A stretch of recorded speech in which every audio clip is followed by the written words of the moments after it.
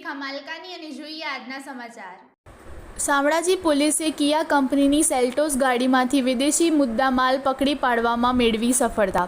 Police inspector કેડી ડિંડોરની સૂચના આધારે police સ્ટાફના માણસો શામળાજી પોલીસ સ્ટેશન વિસ્તારના જાપચીતરિયા વિસ્તારમાં કડવટ ગામની સીમમાં પેટ્રોલિંગમાં હતા। તે દરમિયાન વાહન ચેકિંગ દરમિયાન એક 4-વ્હીલર આવતા તે ગાડીને ઊભી રાખવા ઇશારો કરતા ગાડીના ચાલકે પોલીસને જોઈ ગાડી પાછી વાળેલ, પરંતુ સિંગલ રોડ હોવાના કારણે ગાડી વળે તેમ ન હતા તે ગાડીનો ચાલક ઉતરીને ભાગવા લાગેલ અને પકડાયેલ નહીં, અને ગાડીમાંથી વિદેશી દારૂનો મુદ્દા માલ મળી આવતા તે કબજે કરી કાયદેસરની કાર્યવાહી હાથ ધરવામાં આવેલ છે।